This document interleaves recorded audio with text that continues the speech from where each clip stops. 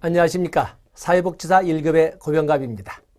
이번 시간에는 2015년도 제13회 사회복지사 1급 국가시험의 2교시 두 번째 과목인 사회복지 실천기술론의 기출문제 해설을 하도록 하겠습니다. 자, 기존의 기출문제를 해설함으로써 애매하기만 보였고 부담스럽게 보였던 과목에 어느 영역이 주로 초점을 두어야 할 영역인지, 또 그 영역이 어떤 문장을 통해서 출제가 되는지를 알 수가 있습니다. 많은 분들이 사회복지 실천론, 사회복지 실천기술론 많이 부담을 좀 적게 갖습니다만, 그래도 시험이니까 문제는 각각의 영역마다 이러한 문장으로 이런 틀로 출제된다는 것을 알 수가 있습니다. 자, 진행을 하겠습니다. 자, 첫 번째 페이지, 왼쪽 페이지 나와 있지요. 거기 26번부터 나옵니다. 라포포트가 제시한 위기 개인 목표로 옳은 것을 모두 고르면. 자, 개별 사회 사업에 여러 모형이 있는데 바로 이 위기 개인 모델은 이 사회복지 실천의 목표를 위기의 극복이나 위기의 해결이라고 하지 않습니다. 그 목표를 어디다 주냐면 위기 발생 이전 상태로의 조속한 복귀에 둡니다. 그렇기 때문에 사회복지사의 위기 발생 직후 신속한 그리고 적극적인 그런 개입을 강조하면서 클라이언트에 대한 긍정적 자기상을 키워주는데 초점을 두는 것이 바로 위기개입 모델입니다. 위기개입 모델은 대상은 보이지 않는 애매한 추정 이런 말 쓰지 않습니다. 밖으로 드러나 보이는 명확한, 밖으로 드러나 보이는 관찰 가능한 문제만을 가지고 조속하고 신속한, 즉 신속하고 적극적인 개입을 통해서 위기 발생 이전 상태로 조속한 복귀를 이끌어가는데 초점을 둔다. 두 번 했습니다. 첫 번째, 위기 증상을 제거한다. 주관적 경험을 증진한다. 주관적 경험에 의해서 누가나 봐도 인정할 수 있는 객관적 사실에 대한 뭐냐면 객관적 사실을 가지고 다루지 보이지 않는 주관적 경험을 가지고 따지지 않습니다.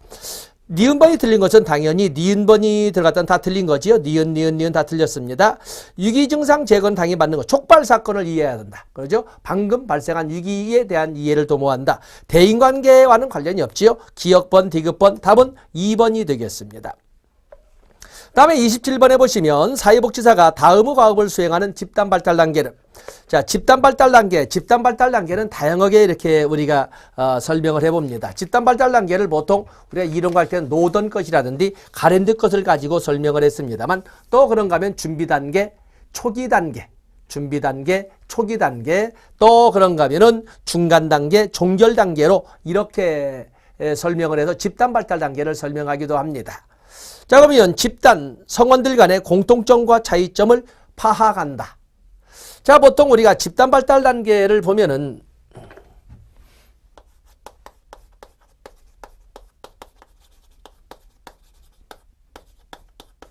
집단 발달 단계를 가지고 우리가 접근을 해보면 노던과 같은 경우에는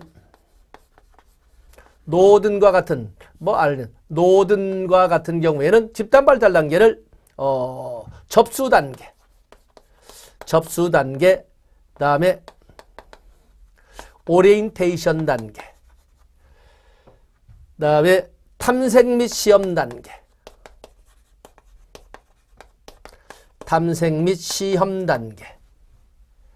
또 문제 해결 단계, 그리고 평가 및 종결 단계. 이렇게 5개의 단계로 나눈가 하면은 또 그러면 가랜드와 같은 경우에는 접수와 오리엔테이션 단계를 초기 단계, 이 초기 단계를 그냥 가랜드는 이것을 친밀 전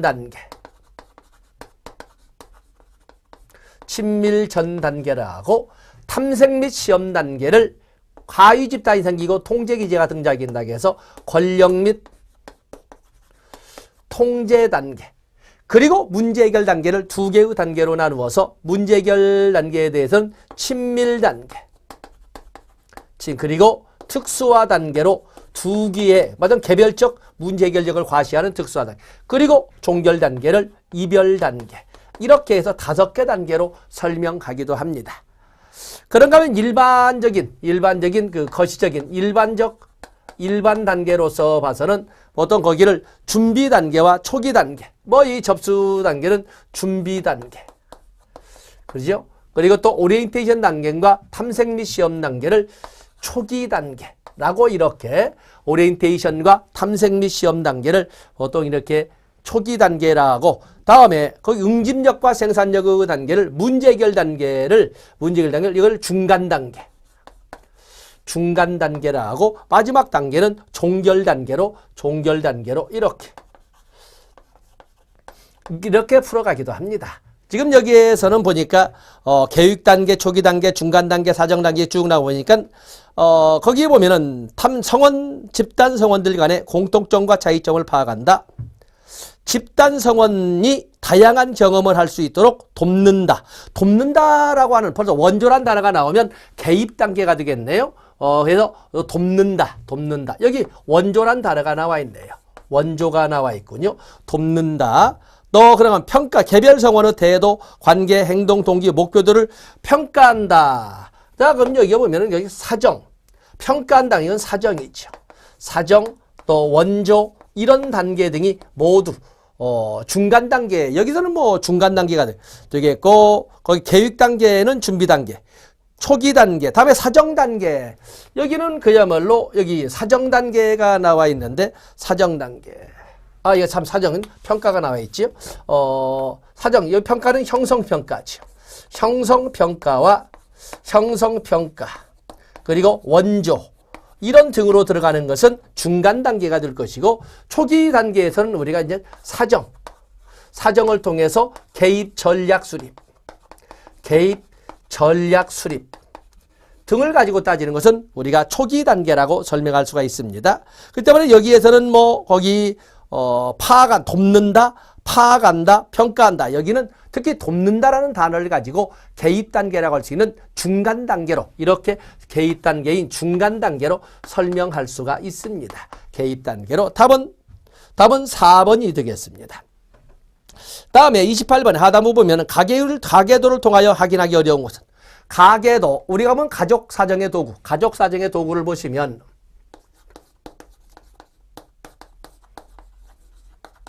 가족 사정의 도구면 뭐 수직적 탐색 도구니 수평적 탐색 도구는 언급하지 않겠습니다. 그냥 내려준다면 수직적 탐색 도구라서는 우리가 가계도, 2, 3세대에 걸친 이 가족의 가족력이라고 하는 것이 현재 클라이언트나 클라이언트 가족에 어떠한 영향을 미치는가를 바라보는 2, 3세대에 걸친 수직적 탐색 도구.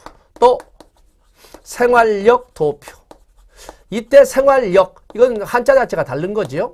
생활력 도표, 이건 역사를 말하는 거죠. 생활력, 히스토리, 라이프 히스토리입니다. 생활력 도표. 힘력사 쓰는 것이 아니라 생활력 도표. 또 그러면 원가족, 현재 생활 이전의 본래 가족의 척도. 이건 수직적 탐색 도구가 될 것이고, 그에 의해서 생태도, 사회적 관계망 지도, 또 그런가 하면은 뭐 소시오메트리나 또 그런가 하면은 또 뭐가 있을까? 뭐 가족 조각 기법, 가족 조각 그림. 이런 등등은 수평적 탐색 도구로서 가족 사정을 할 적에 사용하는 도구라고 할 수가 있습니다. 그 중에 가계도라고는 2, 3세대에 걸친 2, 3세대에 그렇다고 2, 3세대를 꼭 정형화된 것은 아니겠고, 더 이상 2, 3세대에 걸친 뭐 요즘에는 저장 매체가 발달해서 많은 동영상이라든지 많은 기록물들이 저장 매체를 통해서 보존될 수가 있는 거거든요. 때문에 옛날처럼 꼭 2, 3세대라고 한정할 필요는 없습니다. 여러 세대에 걸친 이렇게 가족원의 구성과 구조, 여러 세대에 걸쳐서 우리의 집안은, 또는 그 집안은 어떠한 자녀의 수를 보통 몇을 두었고, 그리고 성비는 어떻게 되고, 이런 것도 나와 있거든요. 또 가족의 생애주기, 보통 생명주기, 수명주기는 어느 정도 몇 살 정도에서 돌아가시고, 혼인은 보통 몇 살 정도에 하고, 이런 것도 나와 있습니다. 가족 간 유형의 반석, 바로 이제 이걸 살펴보고자 하는 건데, 다음에 가족원의 역할과 기능, 그야말로 가족 역할에서 보통 우리 집안에서는 주로 남자들이 아니면 여자들이 뭐 이런 것도 있습니다. 가족과 환경과의 경계의 속성, 가족과 환경 간 경계의 속성을 보여주는 것은, 가족과 환경과의 경계의 속성을 보여주는 것은, 그것은 가족과 환경의 경제의 속성은 이건 생태도의 특성이 되겠습니다. 답은 5번이 되겠어요. 다음에 29번에 보시면은 인지행동 모델에 대한 설명을 오는 것은, 자, 인지행동 모델이라고 하는 것은 문제 행동의 원인은 잘못된 띵크로부터 생기는 거다. 그래서 인지구조나 사고구조가 잘못돼서 그런 것이다. 그래서 잘못된 이 사고구조만 바꿔줄 수 있다면 문제행동은 치유될 수 있다라고 설명하는 것이 바로 이제 그 내용이 되겠습니다. 그렇다면 이걸 어떻게 할 것이냐를 가지고 약간 표현이 다르다 이게 되겠는데, 여기는 대표적으로 앨리스의 알리비티도 있고 또 아론백의 또 인지행동 치료도 있습니다. 앨리스의 알리비티, 합리적 정서행동 치료와 같은 경우에는 문제 발생의 원인은 잘못된 인지, 그 중에 특히 잘못된 신념으로부터 야기된 것이다. 그렇기 때문에 잘못된 신념만 바로잡을 수 있다면 충분히 문제 행동은 치유될 수 있다라고 하는 대단히 구조적이면서도 교육적인 해결책으로 A, B, C, D, E 전략을 제시했던 것이 바로 이 앨리스의 알리비티가 되겠고, 그런가 하면 아론백과 같은 경우에는 그 잘못된 사고를 앨리스는 잘못된 신념이라고 한 데 비해서 아론백은 정보 처리 과정상에 나타나는 인지적 오류라고 설명했습니다. 인지적 오류가 바로 잘못된 인지구조인 스키마를 구성하게 되는 것이고, 바로 이 잘못된 인지구조인 잘못된 스키마가 바로 잘못된 자동적 사고를 야기함으로써 문제행동을 야기하게 된다. 그렇기 때문에 잘못된 정보 처리 과정상의 인지 오류만 제대로 정비할 수 있다면 잘못된 인지구조도 바로잡히고, 바로잡힌 인지구조를 바탕으로 잘못된 자동적 사고도 바로잡히게 되고 문제행동은 치유된다 하는 것이 바로 아론백의 인지행동 치료였어요. 거기 보면은 인지행동 모델에서 특징. 자, 인지행동 모델을 한번 우리가 정리를 해보면,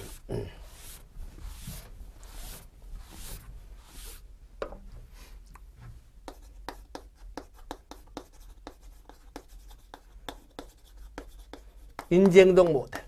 인지행동 모델에서 강조하는 것은 주관적 경험을 강조합니다. 주관적 경험을 강조한다. 주관적 경험 강조.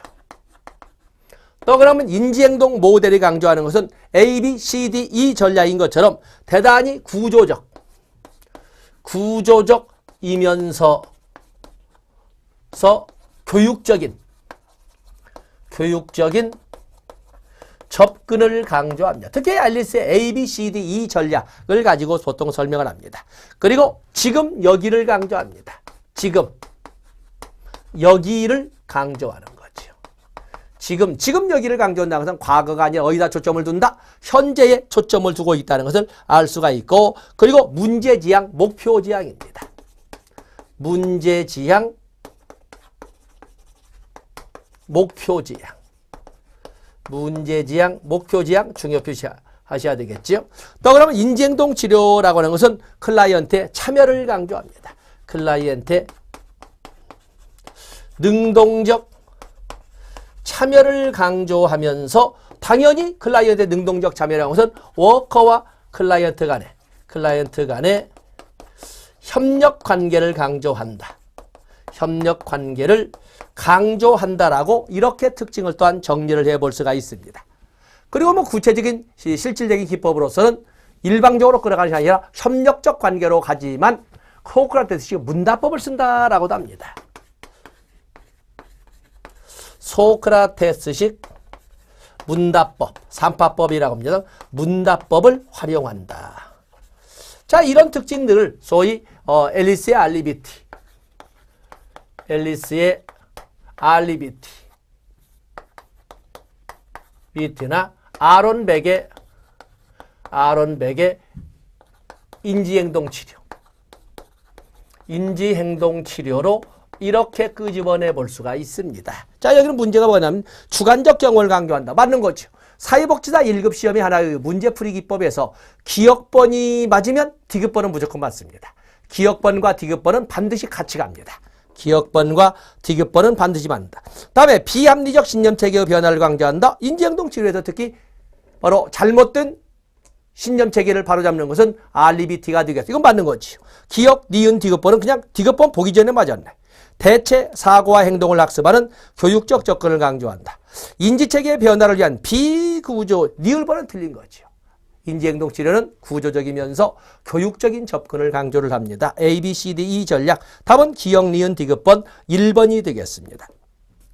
다음에 30번에 보시면 집단 프로그램 활동을 선택할 때 사회복지사가 우선적으로 고려해야 되는 사항이 아니거든. 이건 이론 강의 때 하지 않았던 것이 이게 문제가 나와서 그렇습니다만. 자, 집단 프로그램. 우리가 집단 사회사업의 4대 구성 요소 그러면 집단 구성원, 그리고 집단 프로그램이 있지 않습니까? 그리고 집단 프로그램 운영할 수 있는 전문가로서 오퍼레이터로서 집단 사회사업가를 끄집어내고 있는데 여기 보시면 집단 프로그램을 선택할 적에 사회복지사가 우선적으로 고려할 사항 집단 규범과의 적합성, 집단 성원의 동의, 집단 지도자의 가치. 사회복지사가 집단 지도자 역할도 하지만 집단 성원들 내에 또한 집단 지도자가 나올 수도 있는 거거든요.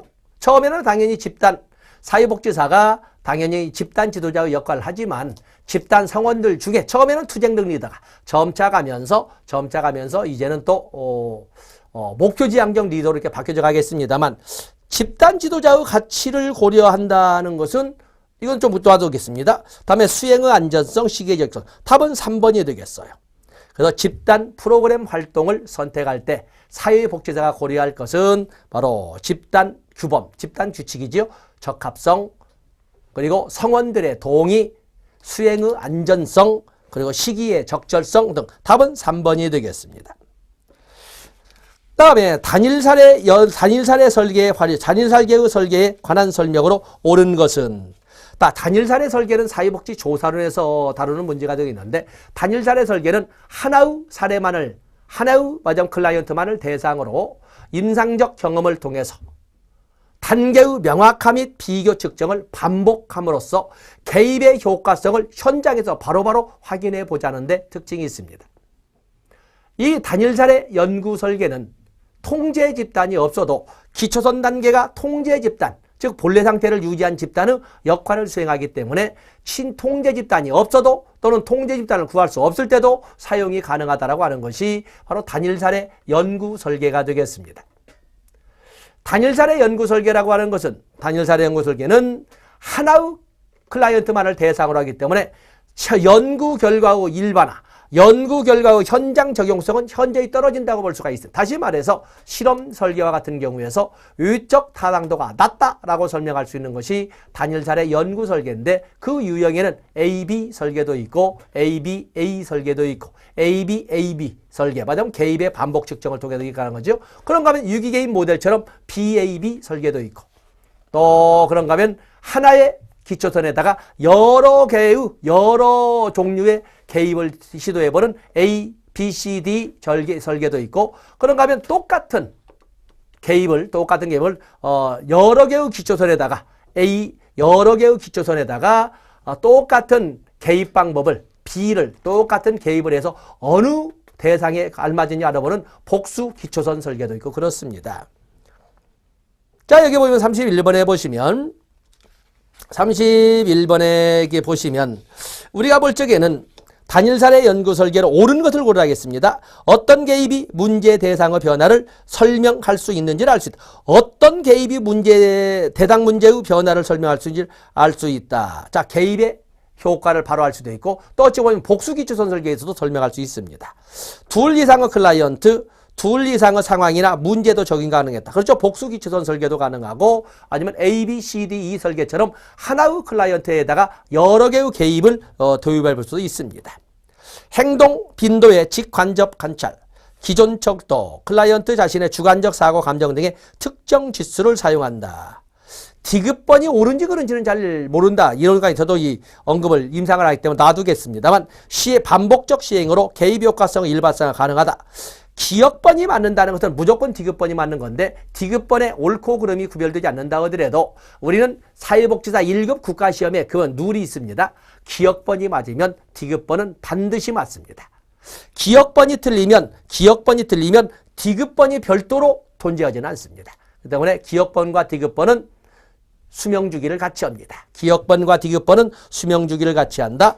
니은번 맞죠. 그리고 리을번 맞지 않습니다. 기억, 니은, 디귿, 리을 다 맞는 것이 되겠습니다. 답은 5번이 되겠어요. 페이지 넘어가십니다. 인지행동 모델의 한계점에 관한 설명으로 옳지 않은 것은 인지행동 모델 문제 행동의 발생 원인은 잘못된 사고나 인지 구조 때문이다. 그렇기 때문에 잘못된 사고나 인지를 바꿔준다면 문제는 치유된다. 그 잘못된 인지 또는 사고의 영역을 앨리스는 잘못된 또 비합리적인 또는 불합리한 신념 체계로 본 것이고, 아론백은 정보 처리 과정상의 인지적 오류 또는 체계적 오류라고 언급을 했습니다. 자, 인지행동 모델의 한계점으로 보면은 지적 능력이 낮은 클라이언트는 효과성이 제한적이다. 그렇죠. 지적 능력이 어떤 인지 구조를 다룰 실력이 없다고 볼 적에는 별다른 효과가 없다. 즉각적인 위기 개입을 해야 하는 클라이언트에게는 적용하기 어렵다. 그렇죠. 즉각적인 위기 개입을 하는 데 있어서는 이것은 좀 어렵습니다. 여기는 이제 그 처리 과정, 교육 구조적이면서 교육적인 접근을 통해서 이끌어가기 때문에 즉각 개입을 이끌어가는 데는 인지행동 모델보다는 즉각 위기 개입을 필요하는 것은 위기 개입 모델이 맞습니다. 그다음에 사회복지사의 적극적 역할 수행이 어렵다? 아니죠. 사회복지사의 적극적 역할, 사회복지사의 적극적 역할, 교육적이면서 구조적인 접근을 통해서 사회복지사가 A, B, C, D, E 전략에서도 D, dispute, 사회복지사는 클라이언트의 잘못된 빌리프를 논리적으로 반박함으로써 잘못된 인지구조를 바꿔주는 역할, 아주 적극적 역할을 합니다. 이거 틀린 거죠. 특정 개입 기술에서 윤리적 문제가 발생할 수가 있다. 새로운 시도에 대한 의지가 약한 클라이언트에게는 적응이 어렵다. 약간 난이도를 높여서 나온 문제여서 여러분들 인지행동 모델에 아주 중요한 의미를 갖는다고 볼 수가 있습니다. 어쨌든 답은 사회복지사의 적극적 역할 수행이 필요하다. A, B, C, D, E 전략적인 특히 D를 가지고 제가 설명을 했습니다.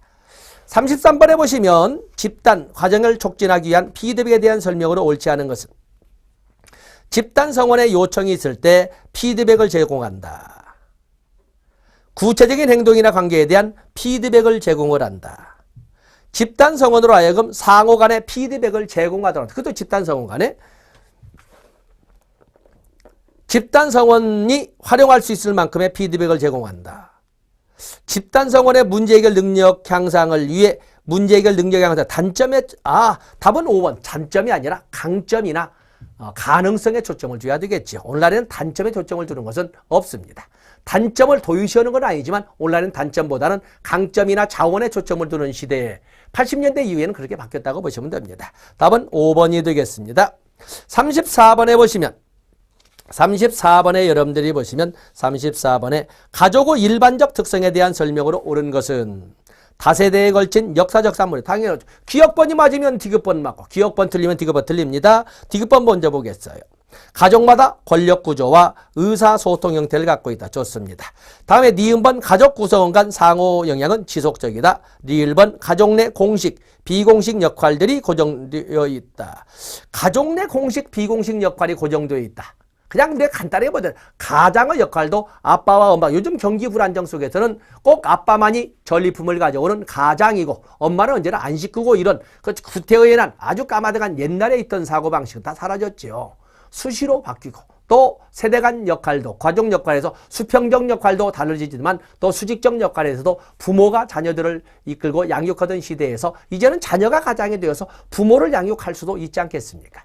자, 그런 과정. 여기 옳은 것은 기역, 니은, 디귿. 리을번은 당연히 틀리고 착시하라는 문제지 어려운 문제는 아닙니다. 하단부 35번에 보시면 해결 중심 모델에 대한 설명으로 옳지 않은 것은 해결 중심, 인수킴 등 이렇게 우리 한인 계통에서 나온 논문이어서 해결 중심 모델, 그러면 해결 중심 모델. 우리가 해결 중심 모델을 보면은 해결 중심 모델.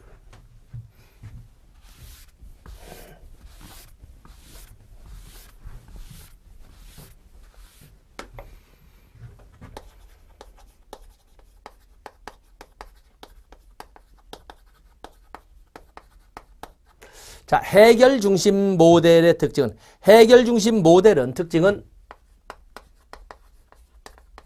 정신 건강을 강조한다는 특징이 있습니다. 정신 건강을 강조한다. 또 해결 중심 모델은 내담자의 견해와 내담자의 강점을 강조합니다. 상당히 내담자, 클라이언트를 강조하는 거죠. 해결 중심 모델은. 또 또 해결 중심 모델은 탈이론적,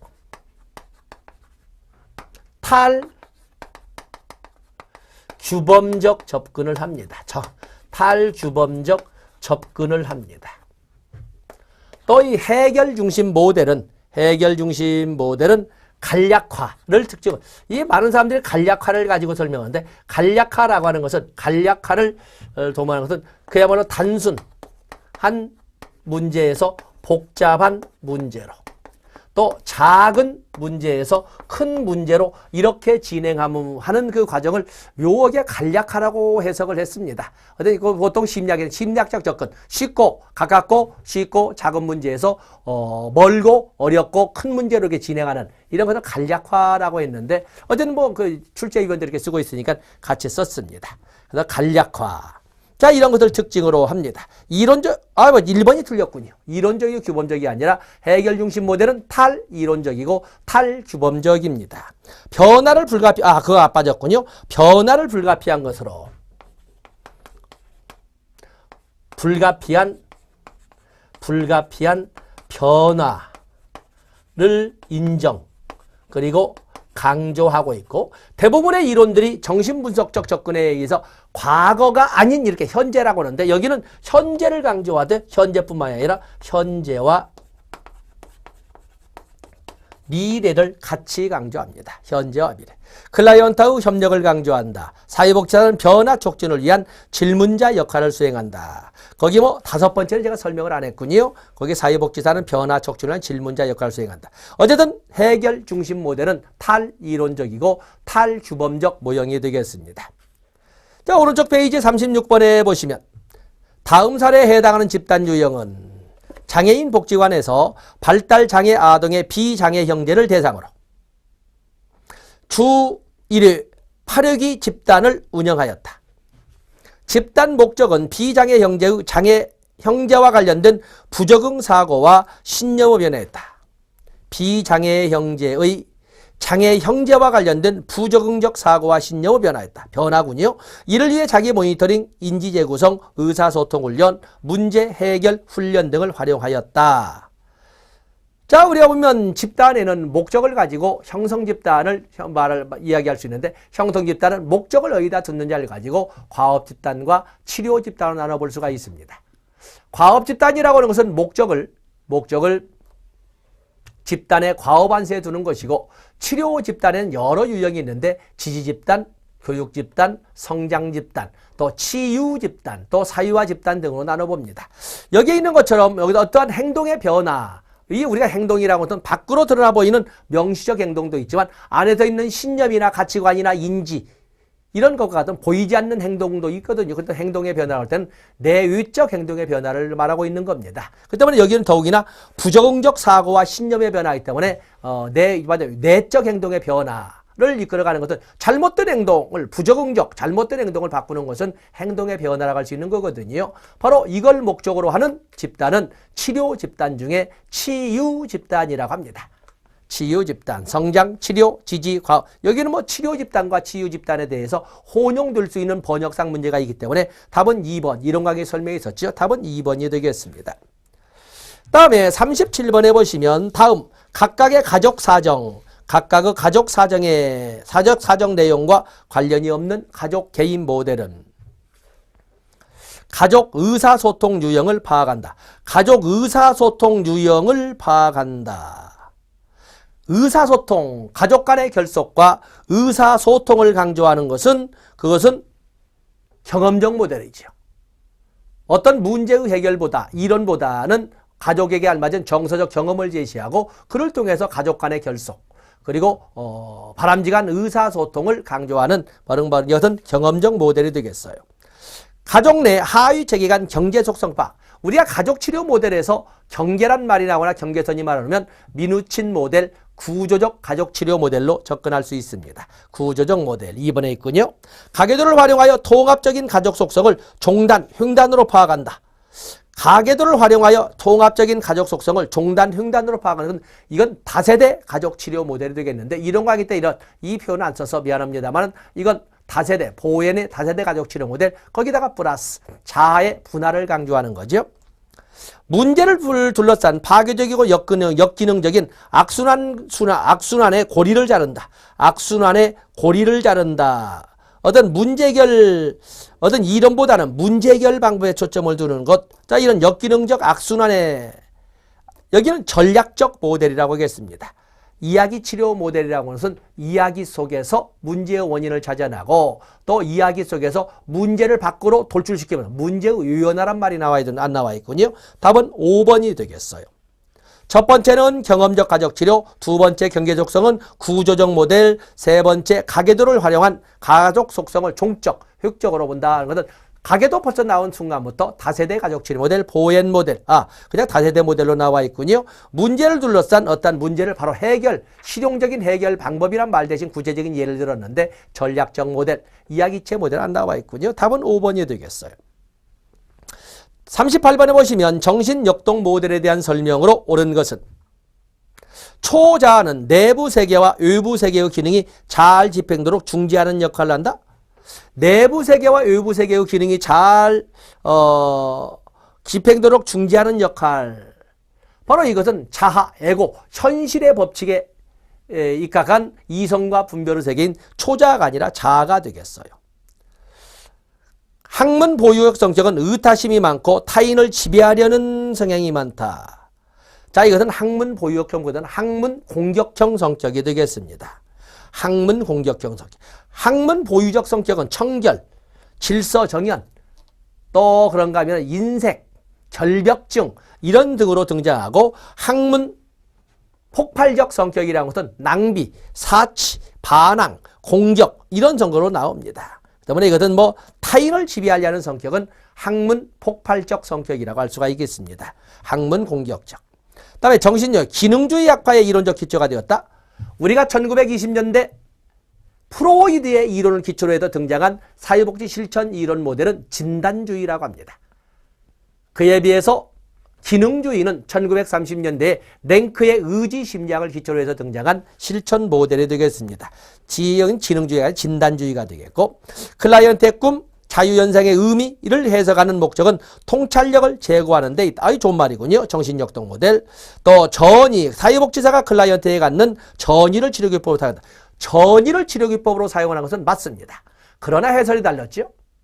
전이라고 하는 것은 클라이언트가 사회복지사에 갖는 전입니다. 클라이언트가 사회복지사에 갖는 전이. 왜냐하면 클라이언트가 과거에 가지고 있던 어떤 대상에 대한 감정을 현재 눈앞에 있는 클라이언트에 대해서 쏘아붙는 것을 전이라고 합니다. 그에 비해서 사회복지사가 클라이언트에 대해서 뽑는 것은 역전이라고 합니다. 뒤에 전이를 치료기법으로 사용한 것은 맞지만 앞에 문장에서 함정을 받네요. 옳은 것은 답은 4번이 되겠어요. 페이지 넘어가십니다. 다음에 39번에 보시면 집단 대상. 39번에 보면 집단 대상 사회복지 실천 접근 방법 중 상호작용 모델에 관한 설명으로 옳지 않은 것은 집단 사회사업의 유형에는 사회적 목표 모델, 치료 모델, 상호작용 모델이 있습니다. 사회적 목표 모델의 목표는 집단 구성원의 사회적 기능, 수행 능력 향상의 목표를 두는 것이고 전통적 모델이지요.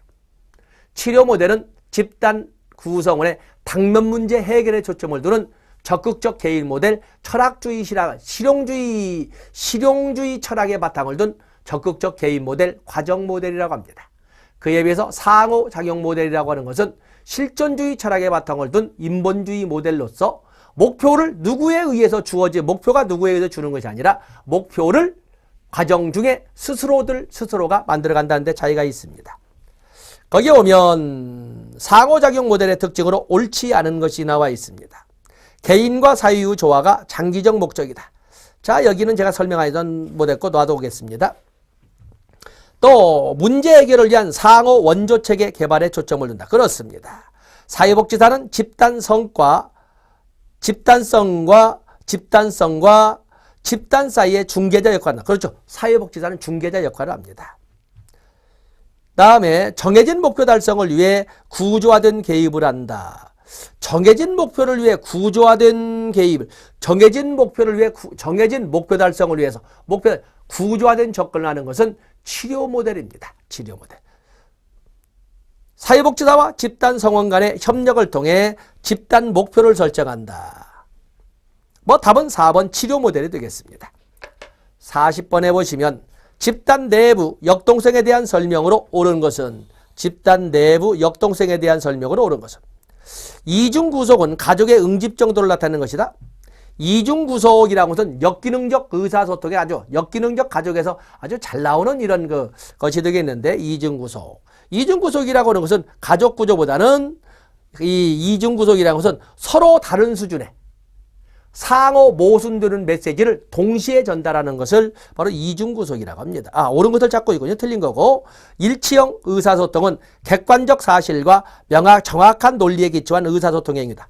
사티어가 제시한 의사소통 모형에는 지배형, 맞으면 공격형이죠. 또 그러면 공격형, 또 비난형, 또 그런가 하면은 주의 산만형, 또 초계산형, 뭐 계산이 아니라 초이성형이라고 그러죠. 또 일치형 등이 있는데 일치형은 송신자가 보낸 내용과 수신자가 받는 내용이 일치하는 것을 말합니다.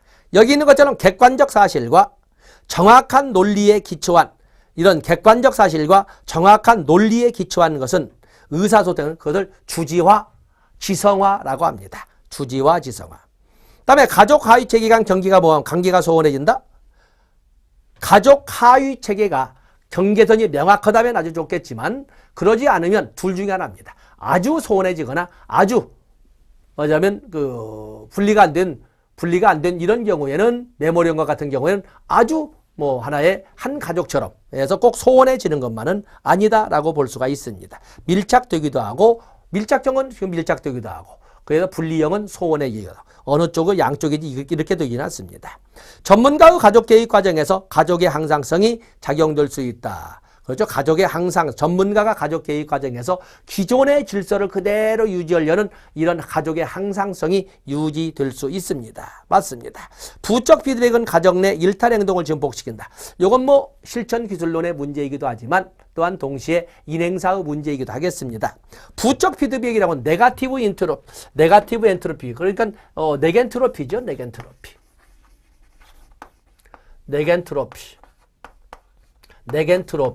자, 네겐트로피라는 것은 그야말로 발전,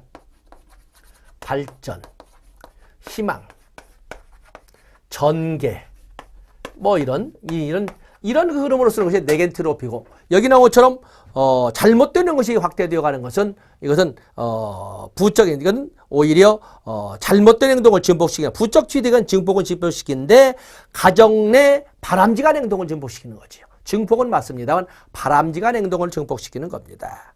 답은 4번이 되겠어요.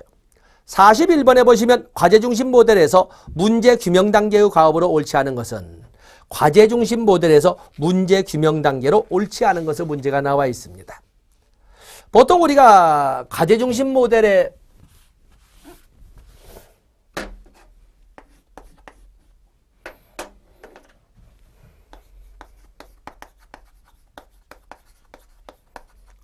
(1972년) 네이드와 앱스테인이 제시한 실천 모델이죠. 정신분석에 대한 비판으로 등장한 시간 제한적 단기 치료이면서 명확한 목표, 예리한 초점, 그리고 체계적 이양, 구조화된 접근, 또 그러면 현재 경험에 초점을 둔 표적 문제만을 가지고 다루는 뭐 이런 특징을 쓴 것이 이 과제중심 모델인데 과제중심 모델의 그 과정을 보면 먼저 시작 단계, 절번의 시작 단계. 두 번째 단계는 문제 규명 단계. 그리고 세 번째 단계는 계약 단계. 네 번째 단계는 이제는 개입이죠. 개입 단계, 실행 단계. 그냥 실행 단계. 그리고 다섯 번째 단계 종결 단계. 이렇게 쓰지 않겠습니까? 거기 오면 문제 규명 단계. 두 번째 문제 규명 단계. 이 문제 규명 단계, 이 시작 단계라고 하는 것은 만남과 문제 확인. 만남이나 문제 확인. 그 단계가 되지 않겠습니까? 만남이나 문제 확인. 무슨 문제로 왔습니까? 하는 정도 문제 확인. 여기는 그야말로 문제의 탐색이죠. 문제 탐색. 다시 말해서 문제도 찾고 또 그럼 강점도 찾고 하는 문제 탐색이 문제 규명 단계에서 나올 것이고 또 그런가 하면 표적 문제 우선순위 문제 규명에서는 또한 우선순위도 이렇게 매겨야 되지 않겠습니까? 그리고 나서 계약, 개입, 전략의 구체화가 이렇게 될 것이고 여기는 당연히 개입이 될 것이고 이렇게 되지 않겠습니까? 클라이언트가 규정한 문제를 파악한다. 자, 이건 양다리 걸치고 있지요. 그런데 클라이언트가 규정안이 아니라 무슨 문제로 왔습니까? 라고 하는 것을 파악하는 이 단계는 시작 단계도 되겠지만 바로 문제 규정 단계에서도 같이 맞물려서 끊임없이 계속 마지막까지 또 다른 문제 뭐가 있지 않나 이렇게 볼 수 있습니다. 클라이언트의 수행과제를 개발한다.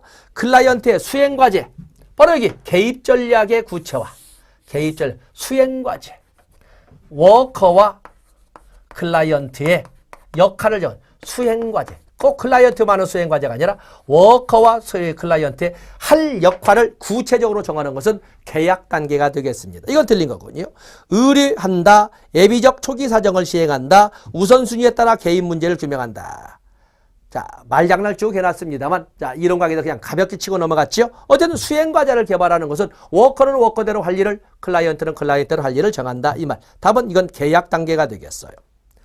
42번에 보시면 초등학교 사회복지사가 학교 폭력, 피해 아동의 유상치유를 위한 소집단을 구성할 때 구조에 대한 설명으로 옳은 것은 한 학급 정원 20-30명을 단위로 운영한다. 이건 말이 안 되지요.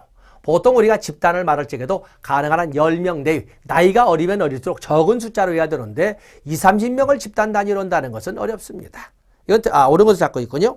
아동의 기능 수준을 고려하여 매 휴익이 3시간을 운영한다. 하물며 일반 수업도 대학에 나가서야 3시간이고 초등학교와 같은 경우는 40분입니다. 40분.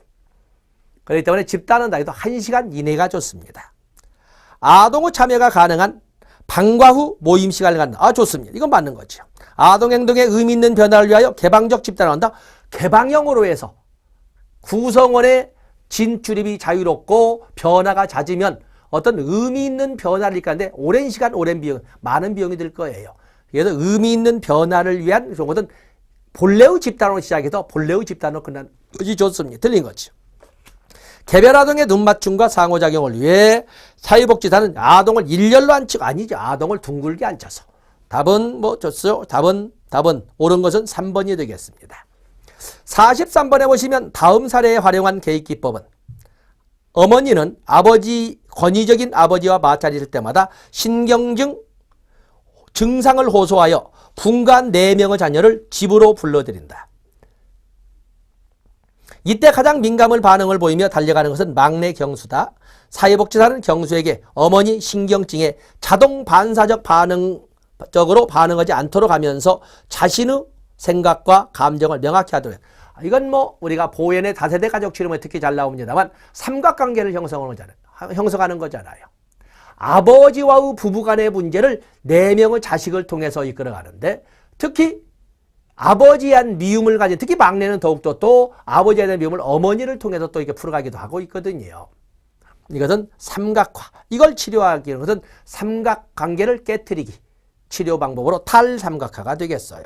뭐 쉬운 문제고 44번에 보시면 임파워먼트 모델에 대한 설명으로 옳은 것을 모두 고르면 임파워먼트 모델에 대한 설명으로 옳은 것. 자, 역량 강화 모델, 권한 부여 모델, 강점, 관점 모델 이렇게 하지 않습니까? 거기 보시면 해결해야 할 문제를 강조한다. 문제를 강조한다? 문제보다는 종래적인 문제 중심, 병리 관점 모델에서는 문제를 중심으로 하지만 강점 관점에서는 말 그대로 역량 강화 모델은 강점을 관점으로 1번 기억번 틀리면 디귿번 무조건 틀린다고 그랬지요. 클라이언트를 개입의 객체로 보고 자기 결정권을 강다? 당연히 틀리죠. 역량 강화 모델에서는 협력적 관계, 동반자적 파트너십을 강조합니다. 클라이언트의 잠재 역량과 자원을 강조. 그렇습니다. 클라이언트와 클라이언트 간의 사고 협력적 니은번, 니을번. 답은 3번이 되겠어요.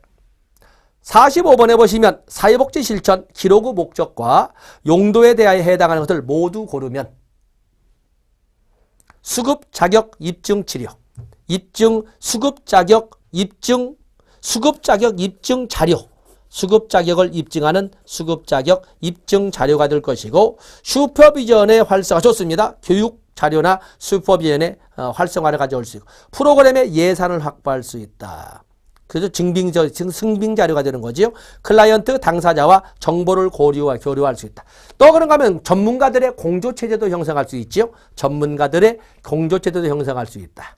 또 그러면 개입의 기초자료, 수급 자격의 입증 자료도 사용하지만 개입의 기초 자료로도 사용을 합니다. 뭐야 이건? 모두 고른 것은 답은 이것은 5번이 되겠습니다. 페이지 넘어가십니다. 46번으로 여러분들이 넘어가 보시면 46번에 가족 실천에서 사회복지사가 해야 할 것을 모두 고르면 가족과 환경의 상호작용 양상을 파악한 맞는 거지요. 기억번 맞으면 디귿번 맞고 기억번 틀리면 디귿번 틀리고 기억번 디귿번 다 맞습니다. 다음에 가족 내외부에서 경험하는 현상을 어떻게 파악하고 이해하는지를 확인한다. 좋습니다. 가족과 합류함으로써 신뢰관계를 형성한다. 옳은 말. 가족이 다뤄야 할 문제 우선순위는 사회복지사가 정한다.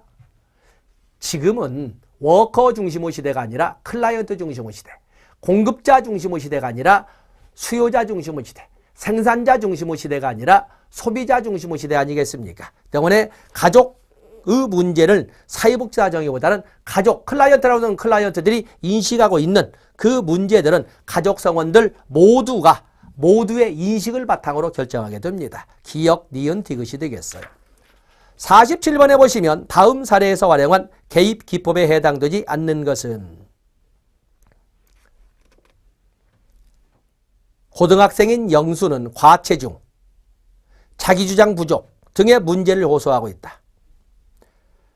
또한 담배 가게를 지날 때마다 흡연 욕구를 참지 못해 간헐적으로 흡연을 하고 있다. 사회복지사는 영수를 돕기 위해 음식에 대한 인식을 재수정하게 하였고, 자기주장 능력을 개발하기 위해 쉬운 것부터 어려운 것 순서로 자기주장 행동을 수행하도록 했다. 아울러 등하교 때 담배가게가 있는 골목을 피해 다니도록 했다. 그리고 흡연 욕구를 참지 못할 때는 껌을 심게 했다. 자, 이런 말이 나와 있군요. 자, 거기 보면 행동주의 모델의 개입은, 행동주의 모델은 초기 단계, 그리고 중간 단계, 개입 단계지요. 그리고 종결 단계로 이렇게 나눕니다. 여기는 개입에 나와 있죠. 개입 단계에는 A, B, C 전략을 사용을 합니다. 행동주의 실천 모델에는 A, B, C가 있죠.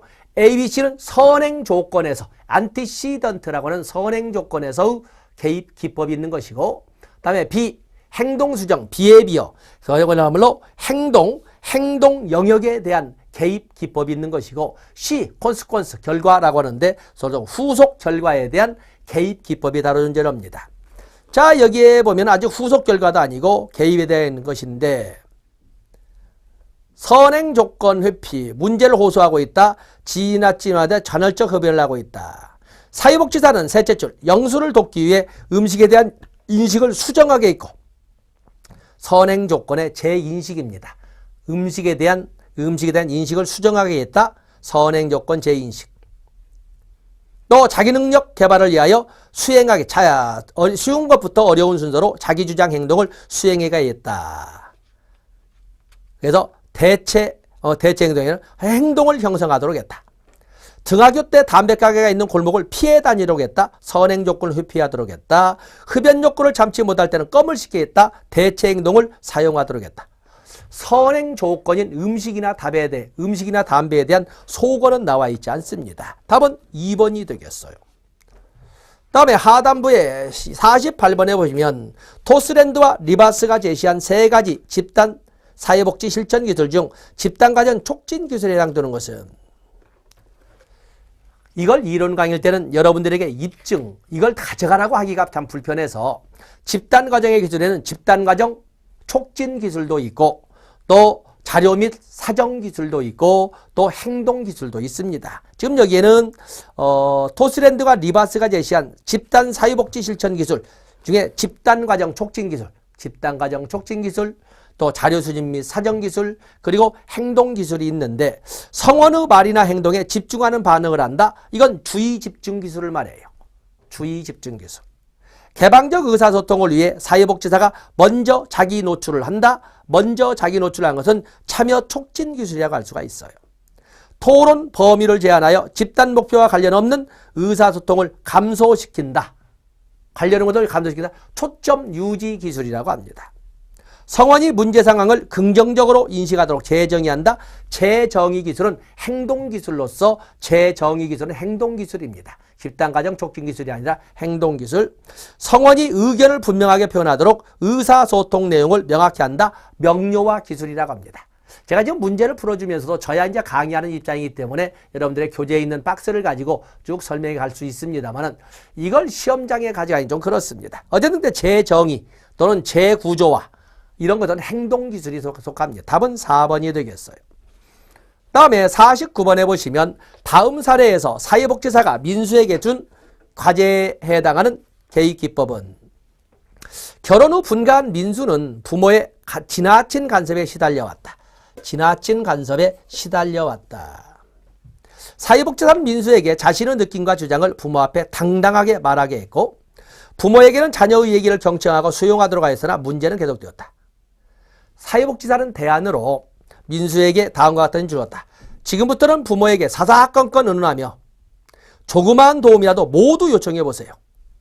이것걸로 간섭한다고 짜증낼 것이 아니라 오히려 간섭하도록 더욱더 적극적으로 부딪혀보세요. 스트레스 쌓이면 일을 저질러보세요. 역으로 어떻게? 역설적 지지, 역설적 지시가 되겠습니다. 답은 4번에 나와 있군요. 역설적 지지, 역설적 지시가 되겠습니다. 다음에 50번에 보시면 다음 사례를 분석한 내용은 해당되지 않는 것은 철수 어머니는 남편의 늦은 귀가에 대해 잔소리를 하고 철수 아버지는 아내 잔소리 때문에 집에 늦게 들어와 부부 갈등이 지속되었다. 평소에 아버지는 철수에게 소신 있는 발언을 하라고 하다가 식사 시간에 철수가 소신 발언을 하면 밥이나 먹어 라고 언성을 높인다. 어머니와 철수는 이런 아버지 행동에 대해 참지 못하고 함께 아버지에게 대응한다. 자, 어머니와 철수는 아버지 행동에 함께 아버지에 대항한다. 1번 세대간 연합 나왔네요. 순환적 인과관계. 첫 줄. 철수 어머니는 남편의 늦은 귀가에 대해 잔소리. 그 잔소리 때문에 또 늦게 들어오니까 다시 잔소리에 대해서 다시 늦게. 자, 순환적 인과관계가 첫째 줄, 둘째 줄에 나와 있네요. 의사소통상 구두점. 펑큐체이션에서 여기는 소신 발언을 하라고 하다가 셋째 줄 끝에 소신 발언은 밥이나 먹어 라고 그냥 말을 잘라버린다. 우리가 속도를 잘라버린다. 이게 바로 의사소통상 구두점이에요. 누가 말을 하면 잘라버려. 가족 구성 간의 의미체계, 뭐든 의미 있는 체계는 없군요. 병리적 이중구속. 이중구속 메시지가 되겠는데 소신 있는 발언을 하라고 했다가 쓸데없는 소리 한다고 밥이나 먹어 라고 도대체 어떻게 하라는 거야. 소신 있는 발언을 하라고 했다가 쓸데없는 소리 한다고. 자, 이게 바로 이중구속 메시지가 되겠죠. 둘째 줄, 셋째 줄에 나와 있습니다. 관련 없는 것은 답은 4번이 되겠습니다. 자, 이렇게 해서 우리는 2015년도에 시행됐던 제13회 사회복지사 1급 국가시험 사회복지 실천 기술론에 대한 기출문제를 분석해 봤습니다. 고맙습니다.